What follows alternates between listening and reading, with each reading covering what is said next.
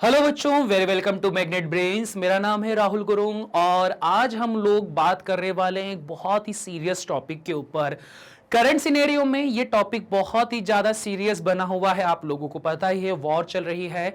अब इस वॉर में एक चीज बहुत सामने आई है, वो ये कि रशिया द्वारा जो हैवी बॉम्बिंग करवाई जाती है, उस हैवी बॉम्बिंग में अब एक बहुत ही बड़ा नाम आप लोगों के सामने आया है। इसको जनरली यहां पर बोला गया है वैक्यूम बॉम्ब। ठीक है, आप लोग जब न्यूज वगैरह सुनोगे ना तो उसमें इसको क्या बोला जाता है, वैक्यूम बॉम्ब बोला जाता है। बट एक्चुअली में ये बॉम्ब क्या है, थर्मोबारिक बॉम्ब है। रशिया इस बॉम्ब को बोलता है फादर ऑफ ऑल बॉम्ब्स, क्योंकि इसका डिस्ट्रक्टिव लेवल जो है वो बहुत ज्यादा हाई होता है। किसी एक पर्टिकुलर एरिया में अगर इसको ड्रॉप करा जाए तो वो भीषण तबाही लेकर आ जाता है। ठीक है, तो आज हम लोग इस वीडियो में जानेंगे कि ये बम इतना खतरनाक होता क्यों है। तो देखो, सबसे पहले आप लोगों को यहां पर मैं थोड़ा सा कुछ दिखा देता हूं। ये बम के साथ में हुआ क्या है कि जब इस बम को एक मिसाइल के द्वारा ड्रॉप करवाया जाता है या लॉन्च करवाया जाता है, बेसिकली बताऊंगा, इसको एक्चुअली ड्रॉप तो नहीं करवाते हैं, लॉन्च करवाते हैं। तो ये मिसाइल पहले उड़ते हुए यहां पर आती है। यहां पर आने के बाद में पहले से एरोसॉल के बादल क्रिएट करती है। मतलब जितना भी ऑक्सीजन रहता है ना, उन सभी ऑक्सीजन को यहां पर एक जगह लाकर ये क्रिएट कर देती है। उसके बाद में यहां पर होना शुरू होता है एक्सप्लोजन। और ये जो एक्सप्लोजन होता है वो ट्रेडिशनल एक्सप्लोजन से बहुत ही ज्यादा खतरनाक होता है। क्योंकि होता क्या है कि जैसे आप लोग को पता है, फायर को जलने के लिए या आग को जलने के लिए हमेशा ऑक्सीजन की रिक्वायरमेंट होती है। और कभी भी अगर आग लगाई जाती है तो किसी एक पर्टिकुलर एरिया पे ऑक्सीजन लिमिटेड होती है। बट यही चीज को यहां रशिया ने ऑब्जर्व करा और रशिया ने बोला कि कुछ ऐसा किया जाए जिससे कि आसपास के एरिया की जितनी भी ऑक्सीजन है वो सारी की सारी एक जगह पर आ जाए।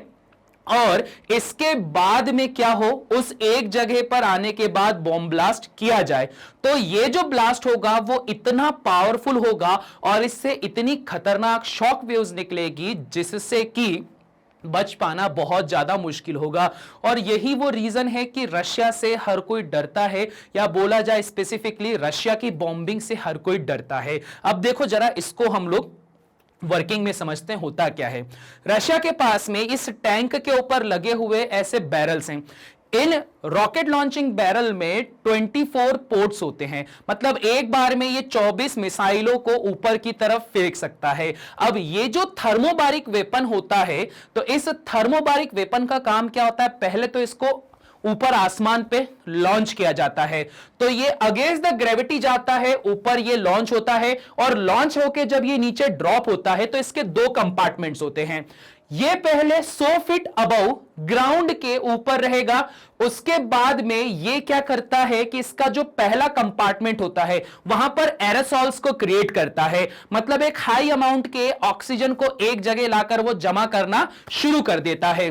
अब जैसे ही यहां पर ये जमा होना चालू हो जाता है तो इसके बाद में क्या होता है, सेकंड फेज स्टार्ट होता है। पहला फेज देखो ये ड्रॉप हुआ है, दूसरा फेज इसके पीछे अभी आ रहा है। Second charge ignite the aerosol cloud and creates a huge shock wave. जो आपके पास में इसके पीछे पीछे जो सेकेंड चार्ज आता है ना, वो क्या कर देता है, आग लगाने का काम कर देता है इन एरोसॉल के क्लाउड्स के ऊपर। जैसे ही आग लगेगी तो आपने यहां पे एक ही समय पे आसपास की सारी ऑक्सीजन को इकट्ठा करा और वहां पर उसको क्या कर दिया, आपने एक साथ आग लगा दी। अब यहां पर एक साथ आग लगाने की वजह से यहां पर क्या क्रिएट हो जाता है, एक तरीके से वैक्यूम क्रिएट हो जाता है। अब बात करते हैं सर वैक्यूम कैसे क्रिएट हुआ। आप खुद सोचो, एक जगह आग लगी है, यह आग बहुत स्ट्रांग है, तो ये क्या करेगी, आसपास की सभी ऑक्सीजन को अपने पास खींचेगी ताकि वो ज्यादा से ज्यादा क्या हो सके, जल सके। तो तुमने शुरुआत में एक जगह कंबशन चालू करा है, पर यह कंबशन अब रुक नहीं रहा है। क्यों नहीं रुक रहा है? क्योंकि यहां पर जो ब्लास्ट हुआ है ना, तो उस ब्लास्ट में जो फायर जनरेट हुई है वो आसपास के सभी ऑक्सीजन को अपने पास खींच रही है, और सभी ऑक्सीजन जब यहां जाते हैं तो एक वैक्यूम क्रिएट होता है। और इस तरह से देखो, वैक्यूम क्रिएट होने की वजह से एक जो ट्रेडिशनल विस्फोट होता है उससे कहीं ज्यादा ये डैमेज देता है। तभी लिखा हुआ है the explosion creates a blast wave of a significantly longer duration that of a conventional explosives.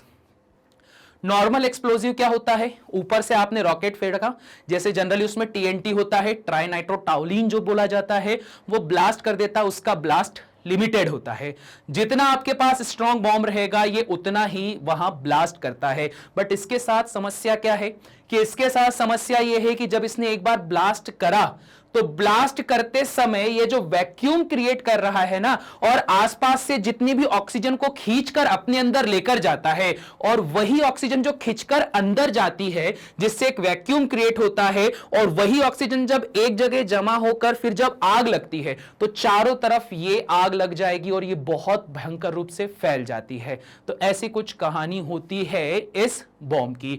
Russia इसको बोलता है फादर ऑफ ऑल बॉम्ब्स। पर बात की जाए तो क्या अगर फादर ऑफ ऑल बॉम्ब्स है तो क्या मदर ऑफ ऑल बॉम्ब्स भी होगा?